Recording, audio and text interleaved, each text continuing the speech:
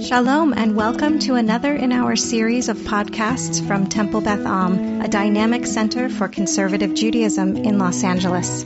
This is a Shabbat sermon by Rabbi Gordon Bernat-Kunin. When Anna was a student of mine in her senior year, we started every class with dedications. We would ask the students, they're studying in the tradition of the Jewish people, and then to share events that were going on. And now looking out, I have a good sense of why she had a life cycle dedication almost every other day. So, mazel tov. Towards the end of the first chapter of Bereshit, God performs what I consider to be God's greatest act, greater than the 10 plagues, greater than splitting the sea, the creation of the world. Here's what I consider the greatest act. The greatest act is when God says, Naseh Adam b'tzelmenu, kidmutenu, let us make the human being in our image and in our likeness. And I think for God, that had to be harder than any act of power or control that I could imagine, because it's actually, as I see it, an act of tzimtzum, an act of self-control. And when I think about that act of creating the human being, I also think about the idea that we say in our tefillot, when we say, Uvtuvo mekadesh b'chol yom tamid ma'aseh v'reshit, that in God's goodness, God is constantly, every day, recreating the world. In this week's Parsha, I see the challenge of recreating that awesome act, which I'll share with you in a few minutes. If you look at the human being with free will, this presents an incredible challenge. It's an incredible risk, because the human being with free will could have been a robot, could have been a plaything, could have been any kind of entertainment for God's pleasure, but instead, it's a wild card partner in creation, which, as we know, can turn out extraordinarily well or not so much. In the next chapter, in chapter 2, God says, Lo tov heyot adam levado, eseh lo Ezer-Kenegdo. It's not good for a person to be alone. I'm going to make that person a helper over against him. A helper who will challenge him. And when I think about how many relationships fit into this idea of Ezer-Kenegdo, of a parent and a child, a teacher and a student, a coach and a player, friends, a husband and a wife, I like to read this line fancifully as God projecting and God saying, it's not good for me to be alone.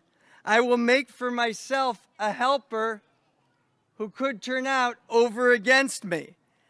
I'm going to create for myself one who calls me on things, one who calls me to account. And before we go to this week's Parsha, I want to read an incredible passage that I learned from Rabbi Danny Landis. And it's a passage from Alistair McIntyre's extraordinary description of relationship and accountability in his book, After Virtue. He says the following: I am not only accountable, I am one who can always ask others for an account, who can put others to the question. I am part of their story as they are part of mine. Asking you what you did and why, saying what I did and why, pondering the differences between your account of what I did and my account of what I did, and vice versa. These are essential constituents of all but the very simplest and barest of narratives. To me, this sounds like a wonderful guide for marriage, because I would say that act, that narrative of constantly asking one another for an account is what makes for the possibility of Ezer-Kenegdo. So in this week's portion, we find God on the cusp of what the Musar masters would call a Bechira point, a point of choice. And Bechira points in human language are places where we have a conflict between the Yetzer Hara and the Yetzer Tov, and we're trying to decide what to do. So I imagine here's God's Bechira point in the Parsha.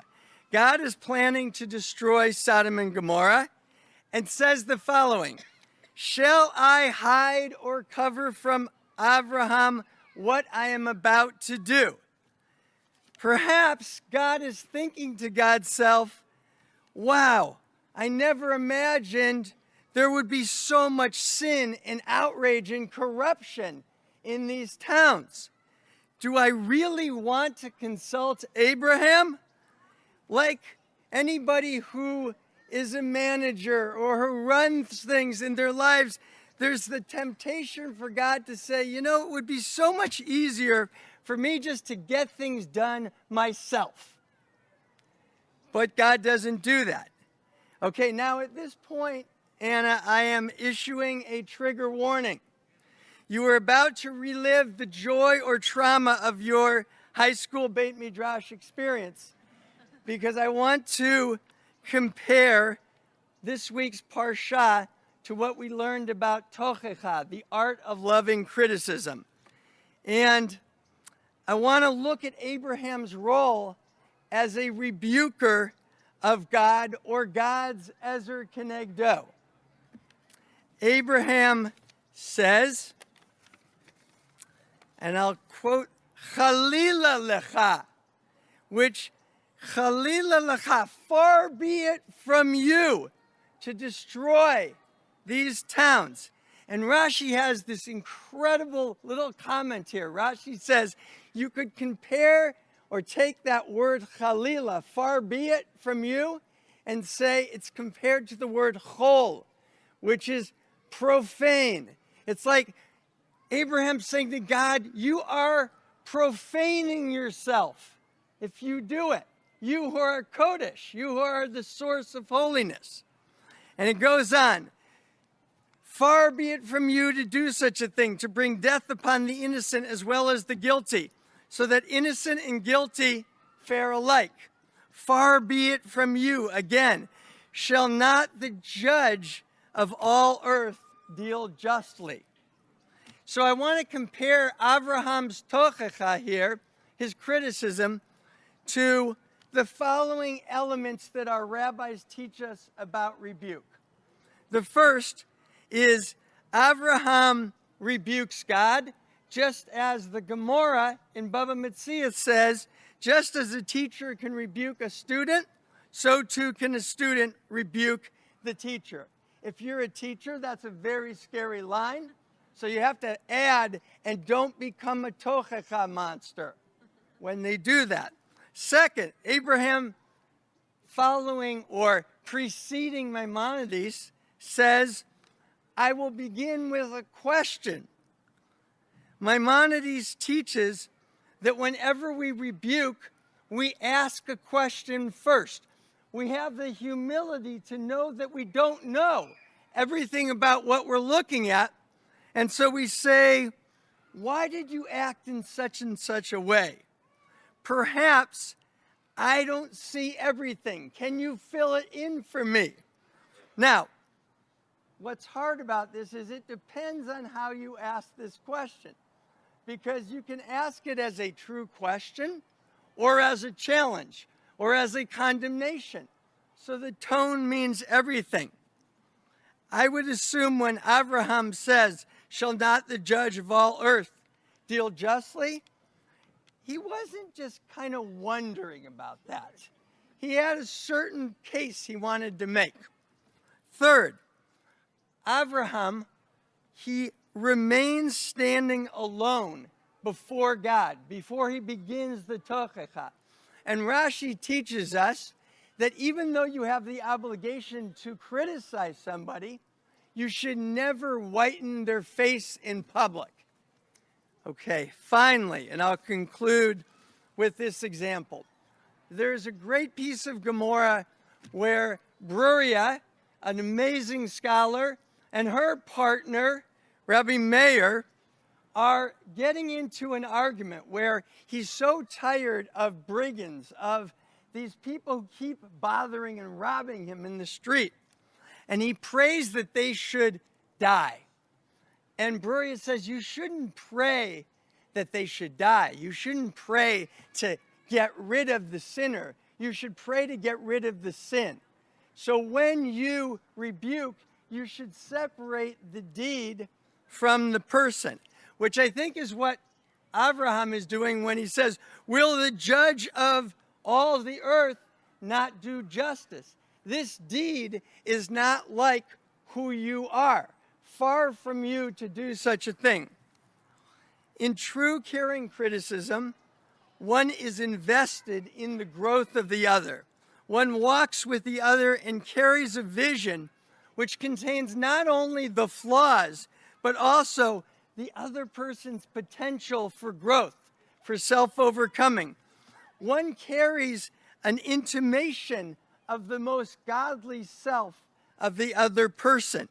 More simply put, in holding the other accountable, the rebuker says what Abraham says to God.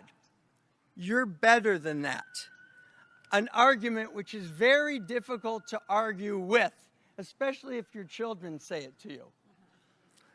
And if I add up all these principles, I would say that Abraham rebukes in a way that can be heard, which is a Gemara in Yevamot says, just as you are commanded to criticize in a way that can be heard, so too are you commanded to not criticize in a way that cannot be heard. Abraham holds God to either a higher standard or to God's most godly self in this parsha. Anna and Aaron, may you always recognize the good in one another and engage in caring criticism.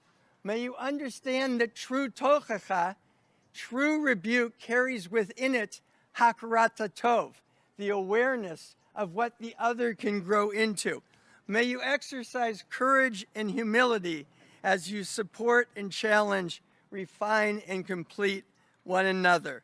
May you be for God and for one another an Ezer-Kenegdo. You have been listening to another in our series of podcasts from Temple Beth Am, a dynamic center for conservative Judaism in Los Angeles. If you enjoy these podcasts, we invite you to write a review on the Apple Podcast site or wherever you get your podcasts. For more information about Temple Beth Am Los Angeles, go to tbala.org.